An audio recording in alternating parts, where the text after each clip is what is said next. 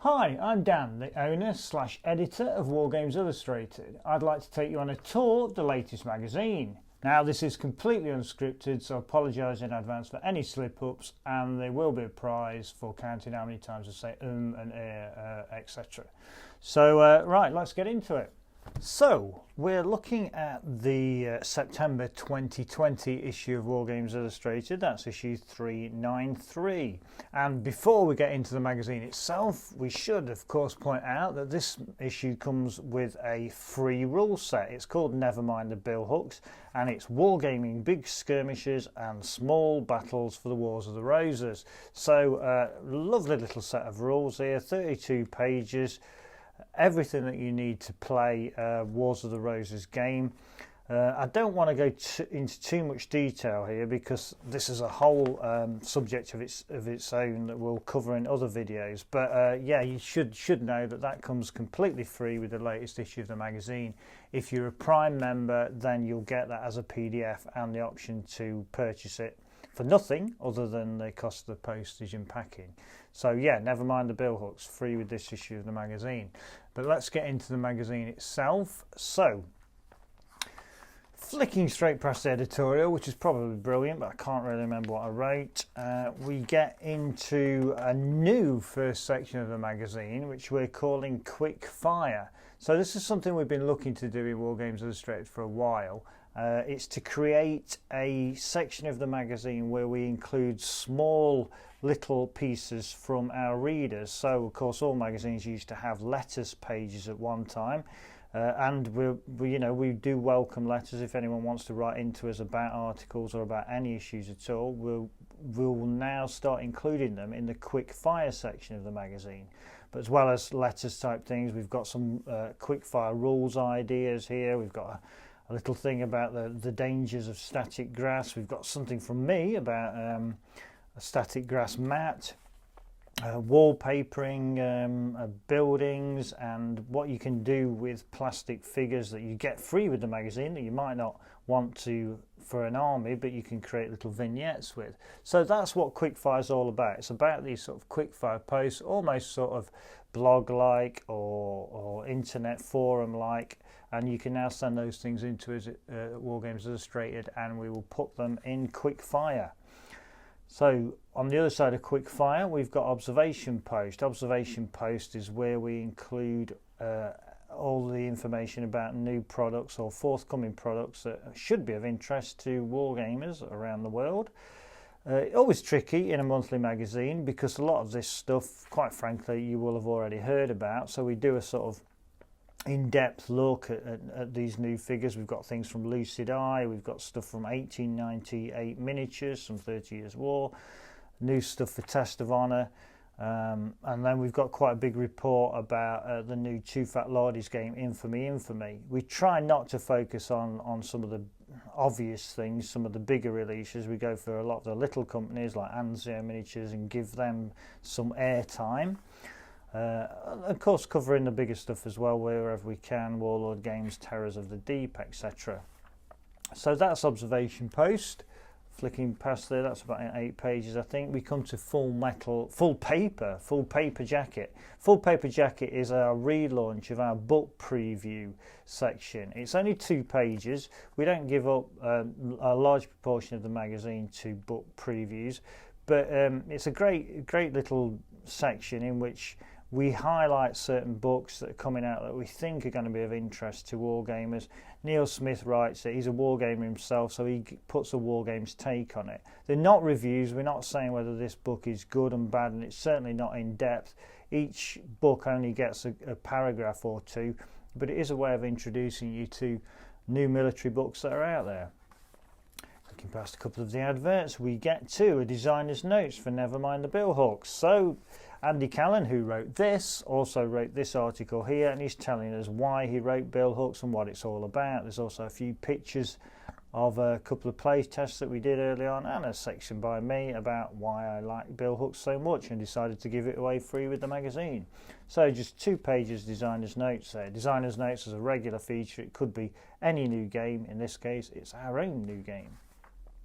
Then we get on to the pressures of command, the crowd control, part 2. Following on from last month's theme about command and control, Pete Brown's written an article in which he talks specifically really about command and control in ancient war games, or at least he uses that as an example, and how it works in war games, how it could potentially be done differently or indeed better. So yeah, 6 pages there, all about wargaming command and control.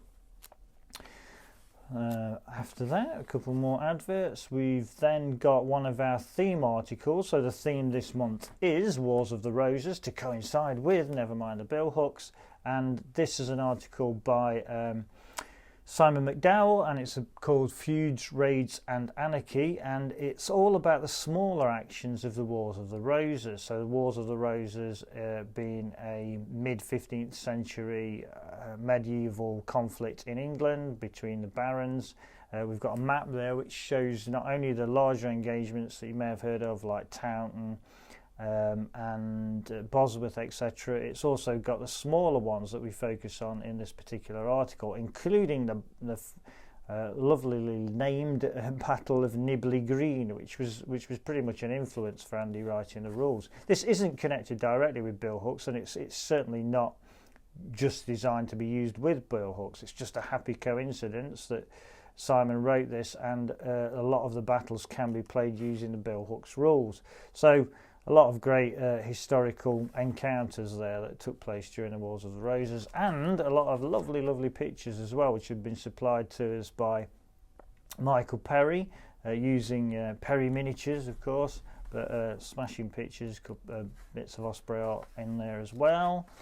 Then we get onto a modelling article, Working with Ultra Cheap Sand and Gravel, by a friend of the magazine, Jan Carmen, who often does a game at Salute. You might have seen his games at Salute if you've been there over the last couple of years. He's telling us how he uses sand and gravel, really cheap sand and gravel, when he's making his models, and how he does it, and how you could do it. Then we've got a painting guide, a Wars of the Roses painting guide.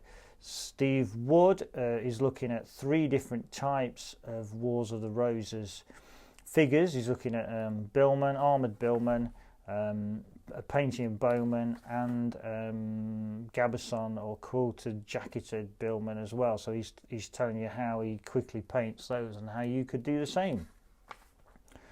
So that's another one of our theme articles. Moving past there, we've got a Crusader article. Now, Professor Steve Tibble has been doing a series of articles for us about the Crusaders. He started looking at the command and control, particularly the coastal strategy we looked at last month, and this month he's moving inland, looking at the hinterland strategy.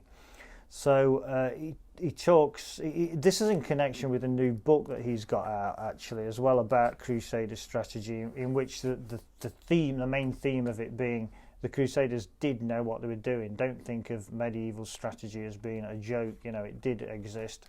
And Steve looks at how that strategy developed over the time that the Crusaders were in the developing the Latin kingdoms in the Holy Land. So great article there. Really enjoyed reading that one myself. Not just because it's a period I'm interested in, but it's really well written. Steve knows his stuff.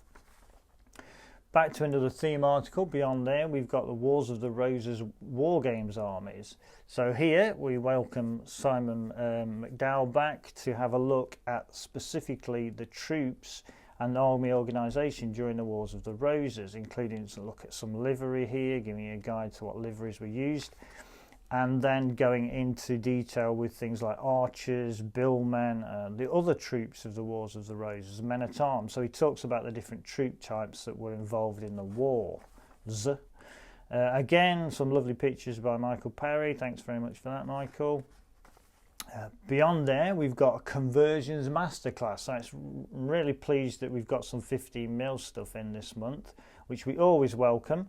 We don't get a lot of it contributed, but it's great when we do. And this, Bob Amy has supplied this article for us about how he converts 15mm figures.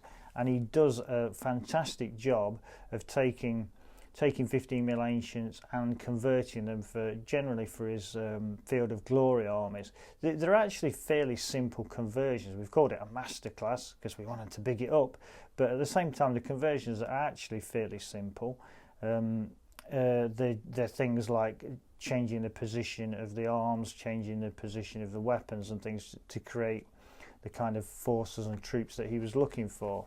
And that follows on next month, actually, when we look specifically at some of his armies. He also talks about flags and banners there as well. So great article there from Bob. Another designer's notes here. This is for Sword Point 2. So Sword Point 2 is the ancient / medieval rule set from Martin Gibbons of Gripping Beast. And Martin talks about Sword Point 2 here, the changes that he's made in the rules and why he's made them. 3 pages on that. Then we've got one of our regular or irregular series of articles here called Why I Love, in which a wargamer looks at a particular rule set they like and why they like it or why they love it. Not just new rule sets, any rule sets. We welcome any rule sets here. Here we're looking at science versus pluck. So Pete Brown talks about what he likes about science versus pluck, which is a Victorian, aimed at the Victorian era, colonial era, and it uses umpires, which is quite different in a war game. We also get to hear from the designer who adds his bit in, which is Howard Whitehouse. So Howard gives his take on the rules and where they came from and where they're going to. Then we conclude, I think we conclude, no we don't conclude because there's another article after this, but we've got a Frostgrave scenario here by the author of Frostgrave, Joseph McCulloch. It's always great to hear from Joe. He writes some fantastic scenarios. He's one of the leading scenario writers, I would say, for war games that are out at the moment. The Celestia Chord is the focus of this particular scenario. It's actually a fantasy instrument that when it's played it shifts the earth, and for the game you need to create these boxes which you put on a grid on the board that pop up and down as the scenario or as the game is being played. We made our own little boxes to go with it and played out the game, which really works fantastically. Joe knows, like I say, knows his stuff, and this is in connection with Frostgrave 2, which we know is popular with our readers. Probably not if you're a 7 Years War fan and you don't touch fantasy, but we know a lot of our readers do, and yeah, so we appreciated that from Joe. It's a great little scenario. Then we finish with another painting guide for Wars of the Roses. Sort of, it specifically looks at the latest Giants in Miniature figure. Giants in Miniature are a line of figures produced by Wargames Illustrated, so it's shamelessly we're adding this in, so if you do buy the figure you've got a guide to how to paint the figure. Lord Callan, we've named Lord Callan after Andy Callan, who wrote the rule set. And now we've got another article beyond that as well, so it shows what I know. So we've got a company profile here of Sibo's Little Dudes. This is a new series that John Sutherland has provided us with. Company profiles we've had before, but he's particularly looking at very small companies that you may not have heard of. Sibo's Little Dudes are a Swiss company, I think, if I remember correctly. And he's looking at their modern line of figures. So they produce figures for modern Africa, and John looks in depth at those and what they're about. That is just about it. We conclude, as ever, with our next issue advert, which tells you that in the next issue of the magazine you're going to be getting a free frame of Samurai or Ashigaru. So we're back to free frames on the cover. That is the September 2020 issue of Wargames Illustrated magazine. It's available now and it comes free with a Never Mind the Billhooks rule set. I hope you enjoyed my quick flick through of the book. Cheers.